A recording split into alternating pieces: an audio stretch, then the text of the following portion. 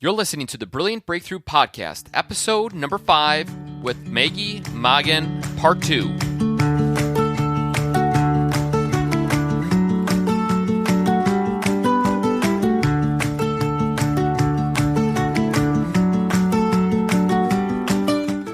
What is going on, small business owners? I'm your host, Jake Naraki. Welcome back to the Brilliant Breakthrough Podcast for the small business owner. And today is part 2 of our interview with Maggie Mongan. Maggie is the individual that created the Brilliant Breakthrough book. And if this is your first time, you're probably thinking to yourself, what the heck is a Brilliant Breakthrough book? Well, let me give you a little bit of details. On November 8th of 2017, Maggie and the whole co-author team are releasing a book called The Brilliant Breakthroughs for the Small Business Owner, Fresh Perspectives on Profitability, People, Productivity, and Finding Peace in Your Business.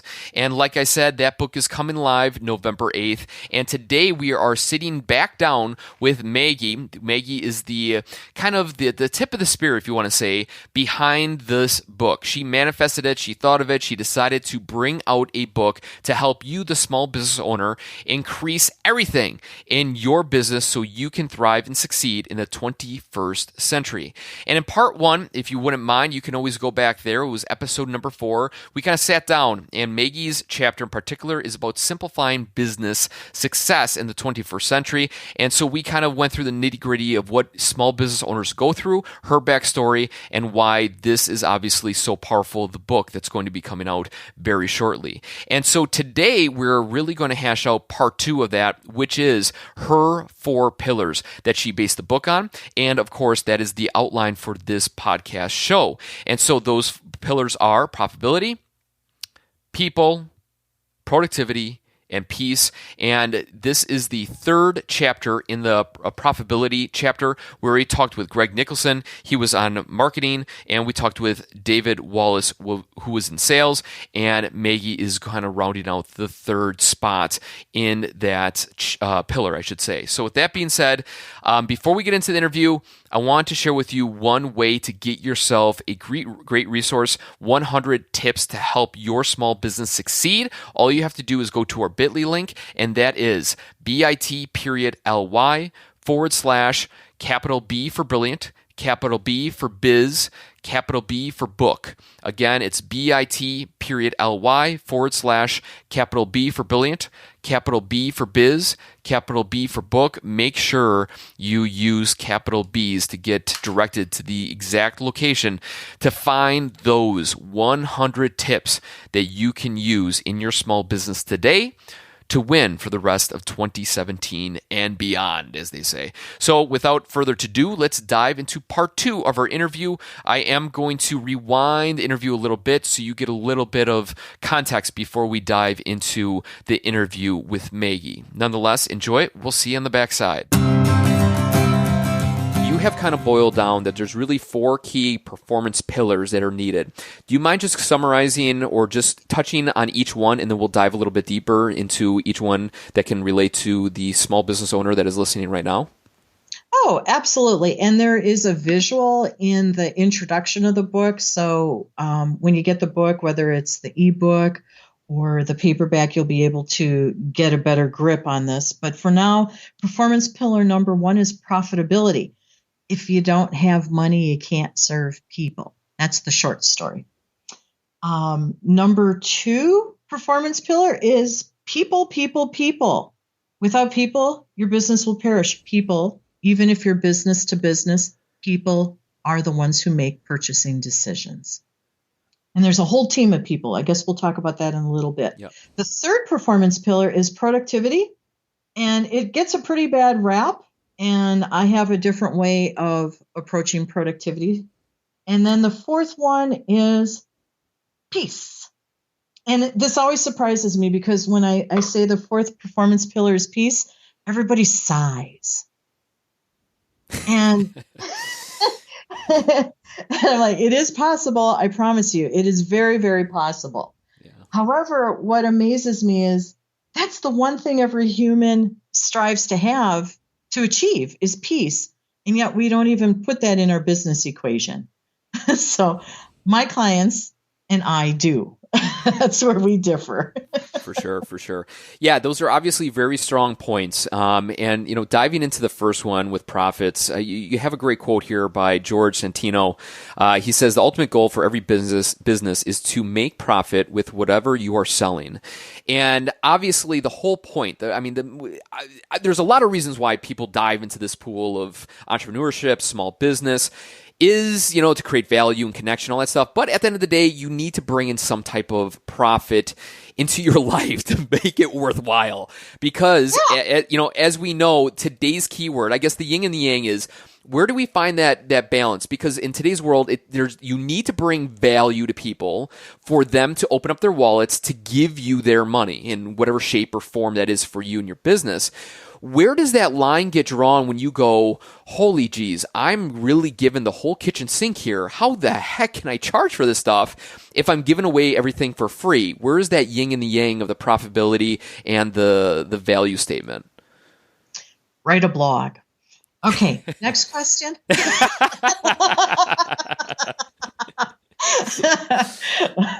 Okay, there is a sweet spot in this. And usually it happens through experimenting. You cannot give everything away. And so often when small business owners start, they want to give everything away. And if they're coaches, the coaches industry itself has been screwing up small business owners that are coaches because they're like, give away everything, give it, give it. Yes. Yeah, that's not a new message, right? And for over 10 years, that's what they've been saying. And I've talked with many of them. I'm like, you're doing a great disservice to new coaches. There comes a point where, yes, you can give certain things away, but only give away your best value. And I know that's something that everybody gets all crazy about. Give them my golden nuggets? Yes. Show them what you got. If you don't show them what you have, how will they know that you're the right one to serve them? True. Doesn't matter if it's a product or a service. They don't know unless you show them what you have. So when I start talking about value always needs to be high. I just had a conversation with a client who said, I don't want to discount everything. I just moved my prices up and I don't want to discount them. I said, don't discount them. But have you thought about adding a this or a that? Because it's the holidays. And she came back and said, oh, that's a good idea. I said, yeah, because once you get caught on price discounting, there's no turning back. And you become a commodity when you work on price, and free is part of price. You can be generous and help people. You can be generous and give, but there comes a point where that has to shift to bringing money in. Otherwise, you won't be able to be generous in the future. The one thing I love is your chapter is laid out very simplistic, and simple equals success in my mind, because the simpler it is, the means that I'm able to actually use it. And the one thing I'm staring at it right now, the primary goal for small business is to create a profit. Check. Okay. The secondary goal for small business is to sustain that profit. And that's so funny because, when you do start on this journey of starting your business, you're always looking for that first sale, and you're like, oh my gosh, the excitement and all that stuff. I would say, as I've been in this pool a while now too, it's hard to sustain that profit, and how do you zigzag that course? And obviously, like I said, you have a very simplistic outline here, but take us through how do we sustain that profit so we're able to utilize? You have a great formula by Eric here. He's a CPA. Do you mind sharing that formula, and then maybe you can answer the question on how do we continue to sustain that profit? Yeah, Eric Livenhagen, a great CPA. He is not my CPA, by the way, but he and I have become friends. Matter of fact, we met on LinkedIn. Nice. And Eric, I love his approach because it's how we need to be looking at it. He said, traditionally, the profit equation is sales minus expenses equals profit. He said, let's change that, folks. It should be profit is the focus. So profit should be taken out of revenue first.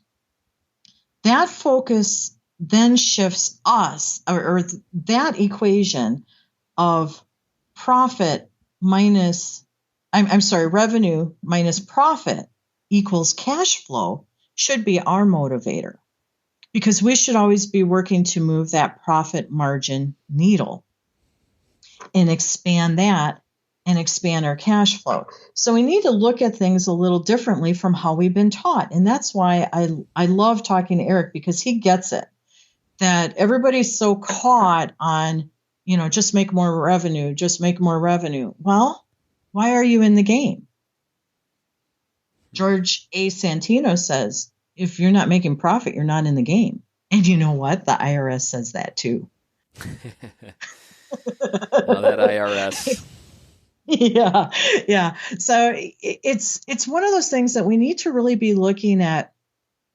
How do we continue to create revenue? And one of the greatest ways to do that is embrace experimenting.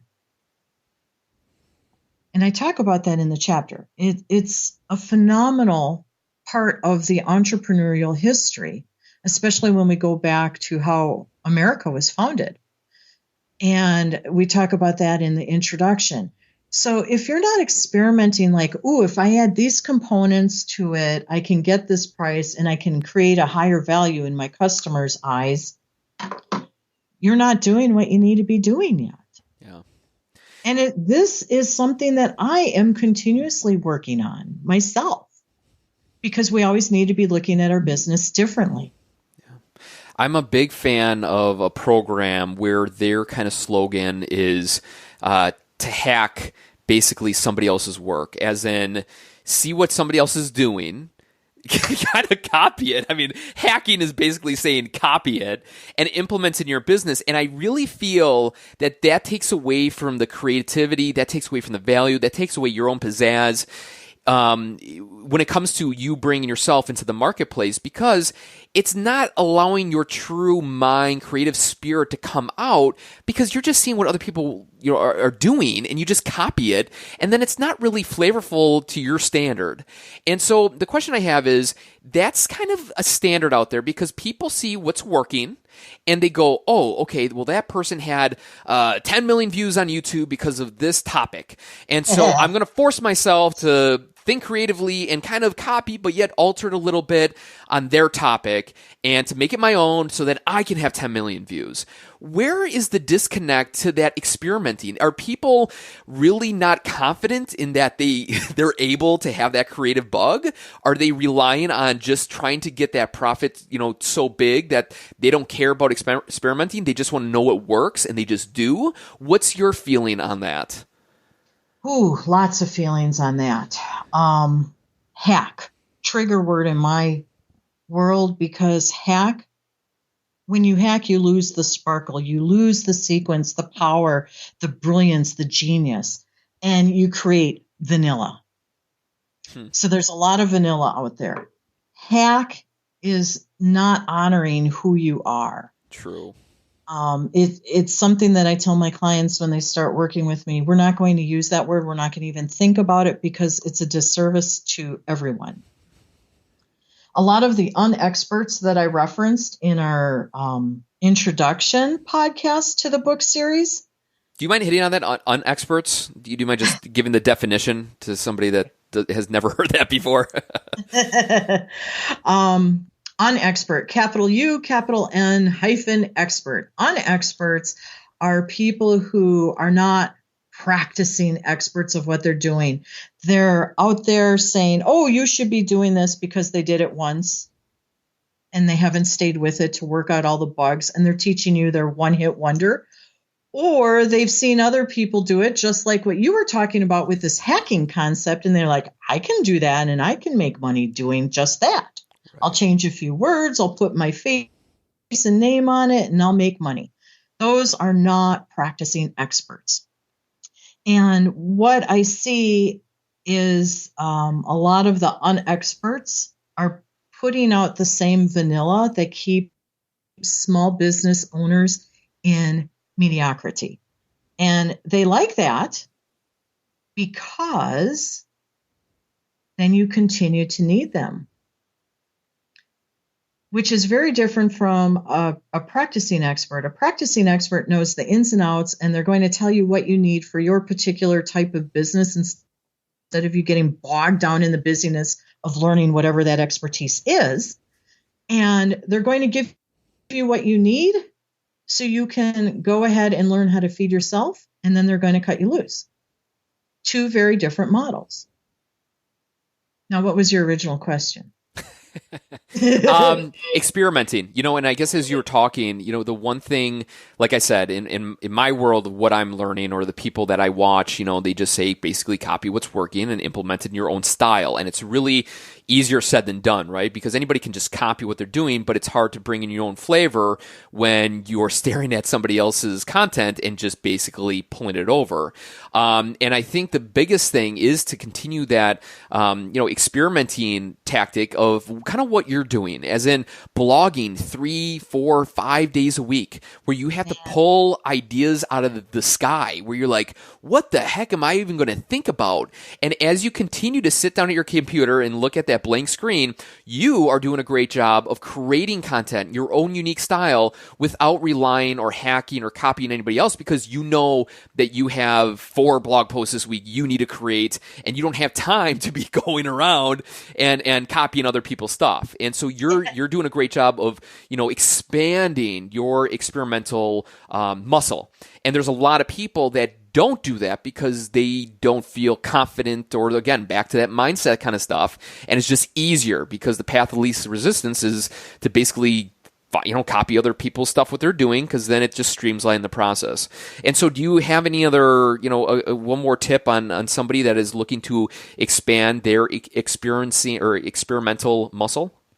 Yeah. And I'm glad that you brought it back to my blog, because the truth is in that answer.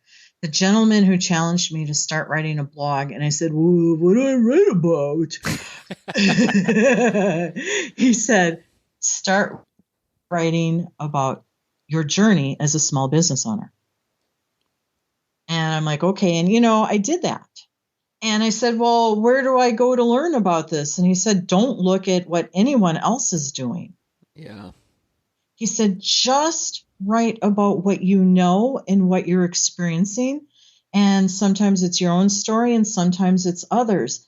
And I have to tell you, hindsight, that was one. He gave me 2 great tips. One, blog, back in the day when it was still the wild, wild west. And, I worked up to 3 blogs a week.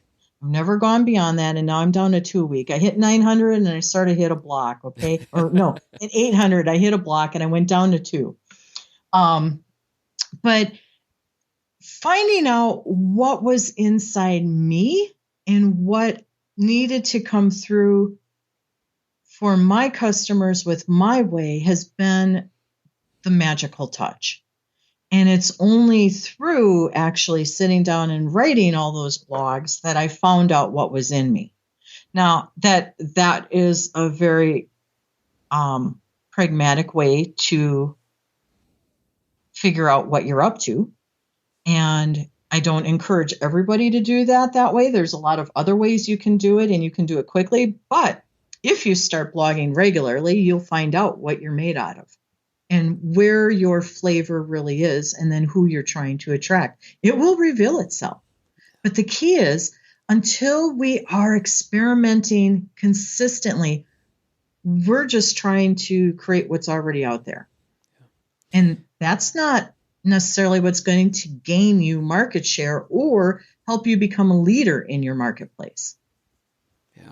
Yeah, thank you for sharing that and playing along, because I think it's key. You see it, I see it. Everybody's just copying each other's styles, from pictures to words to layouts to everything, and it's getting a lot of consistent messaging and theories because people feel it works. So, and they just feel it's easy and they can just move forward. But I think you nailed it. And what you do, like I said, with your blog, is that you experiment and you bring up your own style, which has allowed you to have the confidence and the ability to go, hey, I'm good enough, I'm smart enough, and gosh darn it, people like me. Gosh darn it. Jake, you did that via you're podcasting, right? Oh, right, and we all do, right? I mean, you for some odd reason you just start to go off in your own tangent. But in the early days, it's easy to copy because you're not confident in who you are, what you're about, your values, and all that stuff. But you're right; it does come out over time, and it has to because you start to like who you become and who your true voice is, either actually talking or in your blog posts or your social media or what other medium that you reach out to your customers and clients. I think is really key. But that takes time, though. I mean, wouldn't you say it takes? I mean, it takes some people. It's weeks, months, sometimes years, right, for them to stumble upon their unique value. Right. You get. I think after you're doing something for about 30 times, you start to get your own flavor and personality brought into it, and then from there you start refining it. Or you might go down one path and say, oh, that was close, but not quite right. And then Right. You redirect yourself to how you really want to show up in your own marketplace. And I guess, that's one of the things that maybe we haven't talked about that could be essential, Jake, is I work with people who want to own their marketplace. So if somebody's looking to just hang their shingle next to the person who's hanging a similar shingle, they're probably not going to want to play the way I play and do this extra work. But if you want to be the owner of create your marketplace and then own it, there's a little more work to it, but it isn't difficult. It just needs you showing up consistently. And that's why I say sometimes it's best to slow down so you can accelerate and figure out what you're really doing and what needs to be done. Cool. Yeah. I think we could talk on that for probably a couple days. So we're gonna keep her moving, as they say. Let's rock it. So the next performance pillar you have is people. People is key. There's 5 types of people that you kind of hit upon: team, customer, guidance team, network hubs, and business alliances. Do you want to just take a second and kind of walk us through those different categories that you have distinguished? Yeah, I think that it's really important. Teams, and this is the one that's often misunderstood, is a team can either be who you have as an employees in-house, and you are your own team to begin with, as well as your external folks, like people we outsource to. Maybe it could be somebody who does our web work, somebody it's on social media, it could be accounting. We could go on and on and on. But anyone who's providing a service or who you're sending a check to is part of your team. And everyone on your team should have a really good job description so they know how to show up. Customers, the second one, is people who, I love this. Customer is someone who actually pays you money. Okay. And if they're not paying you money and you're calling them customers, which oftentimes we do, we tend to reference that they're potential customers, which means they're prospects. We're warming them up. That's like 97% of the marketplace. A guidance team, often overlooked. Everybody needs mentors, advisors, coaches, whatever you want to call these people. These are the people that you can go to and have conversations with, and you're going to walk out with some wisdom and some guidance to know how to move forward.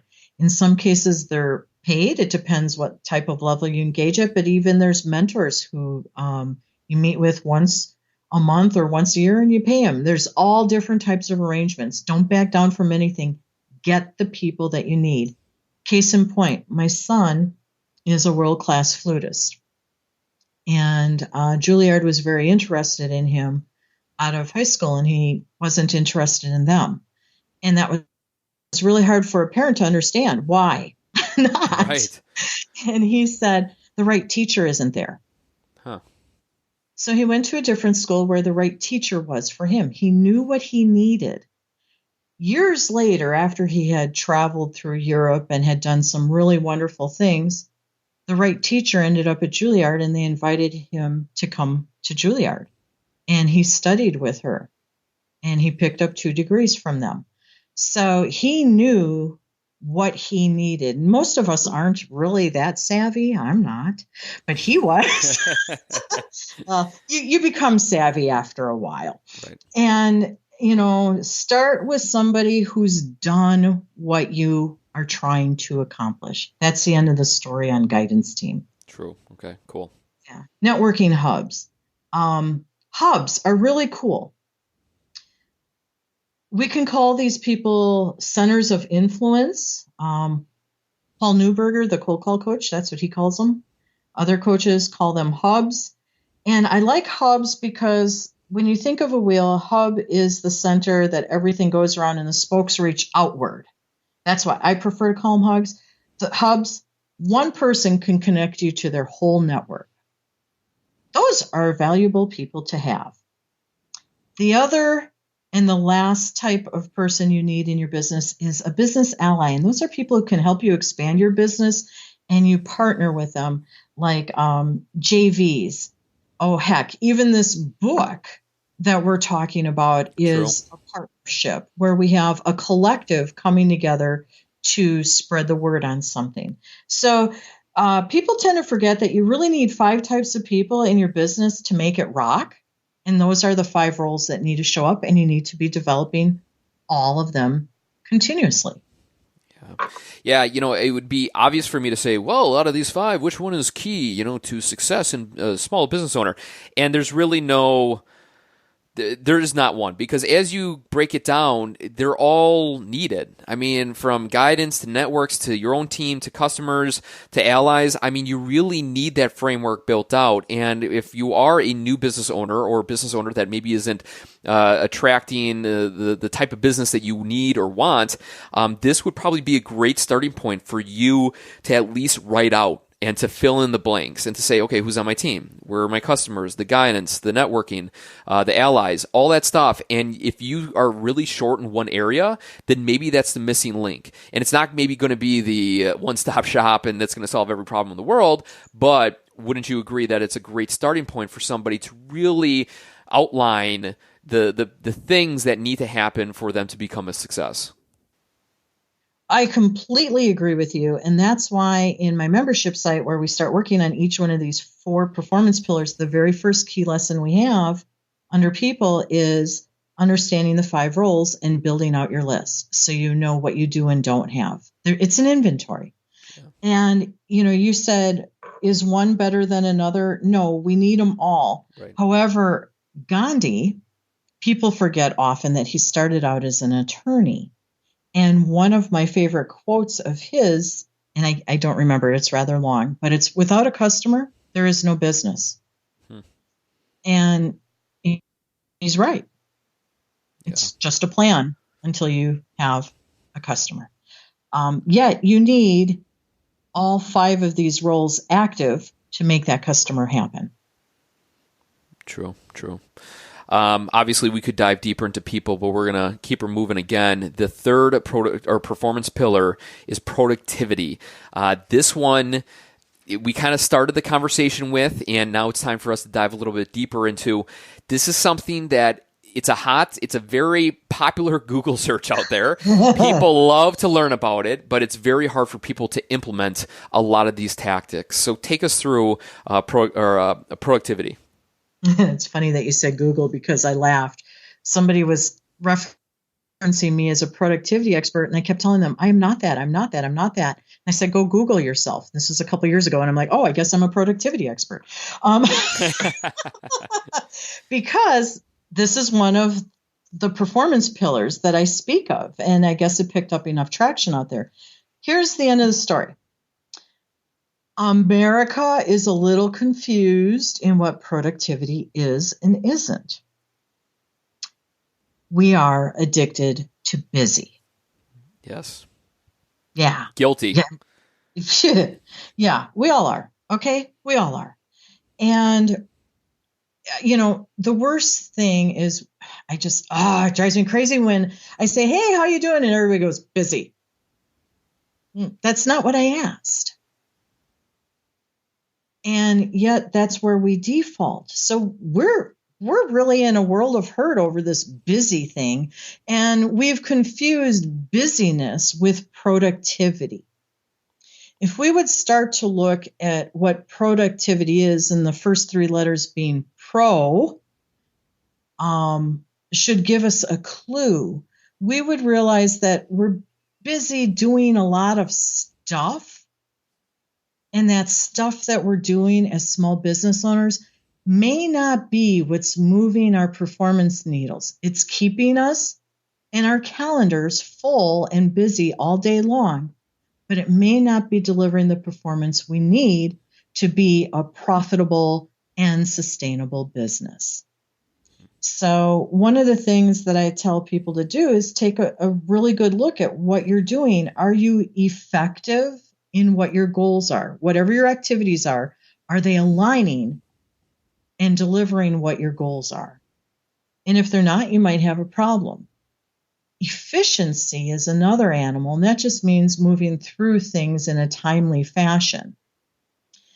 And our goal is to become better at it and develop well-defined processes that are both effective and efficient.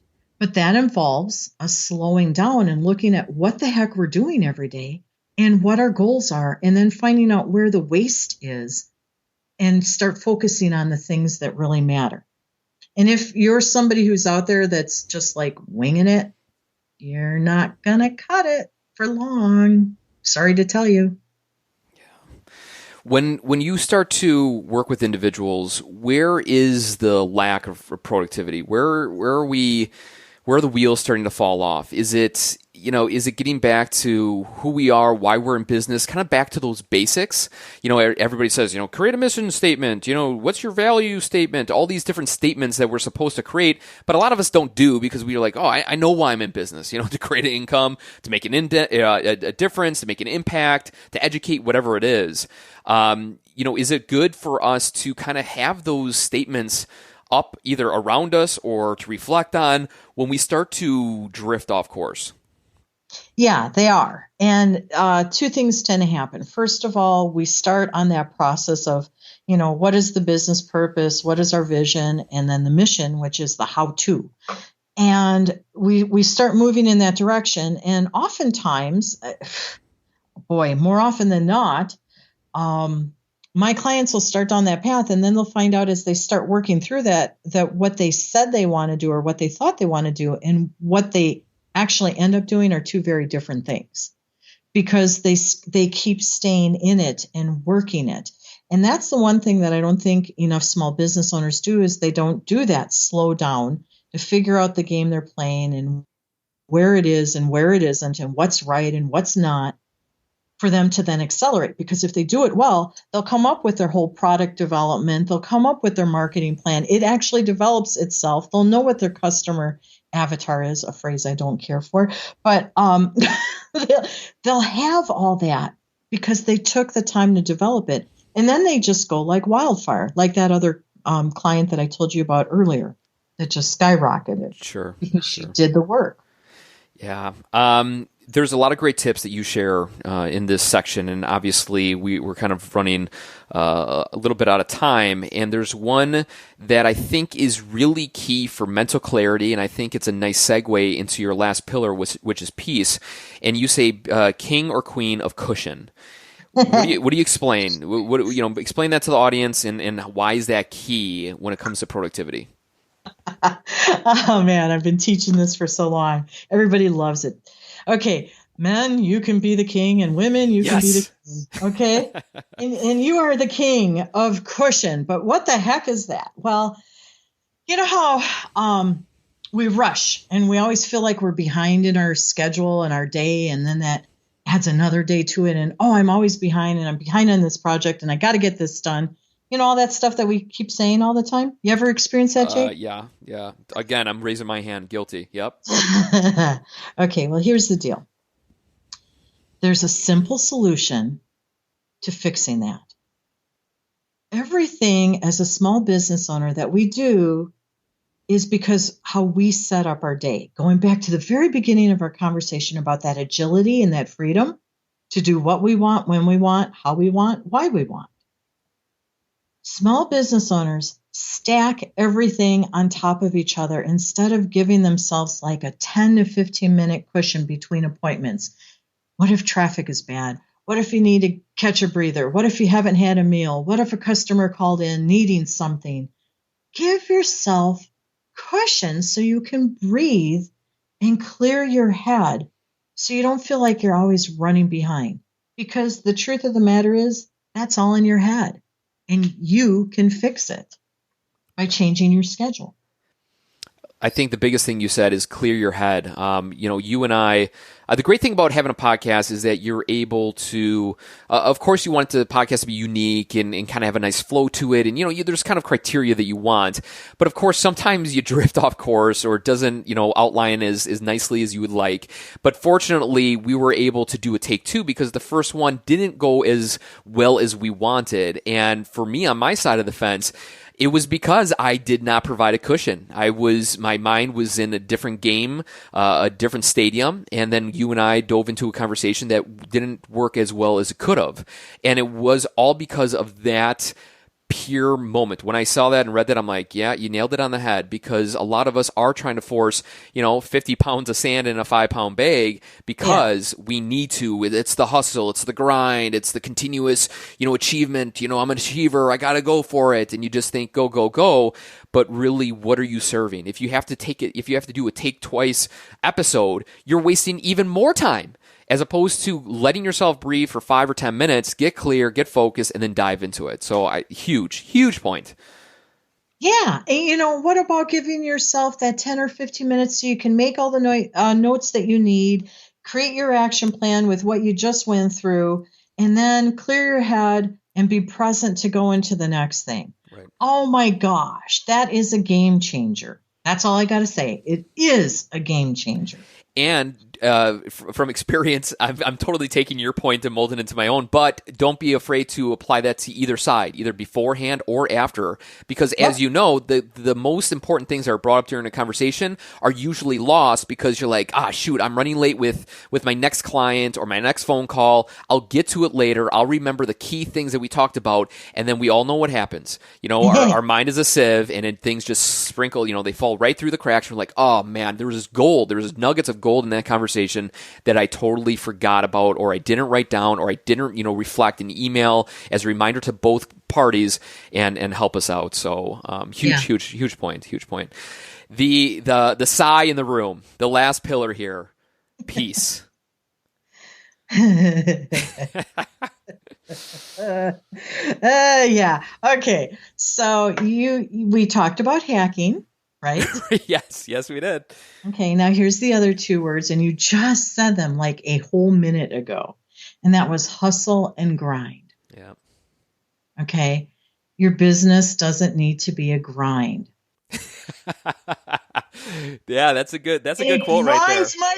Come on, it grinds my gears when people start talking about doing the grind. Why are we making it be a grind? True.